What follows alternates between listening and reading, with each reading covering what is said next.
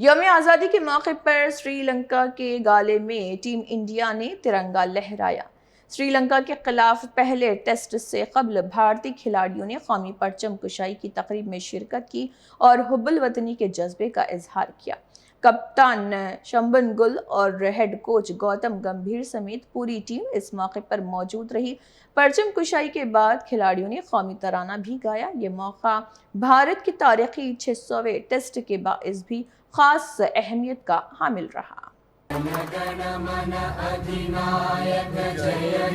भारत भाग्य विधाता, पंजाब सिंध गुजरात मराठा द्राविड़ उत्कल बंगा, विंध्य हिमाचल यमुना गंगा उच्चल जलधि तरंगा, तव शुभ नामे जाने, तव शुभ आशीष मांगे, गाहे तव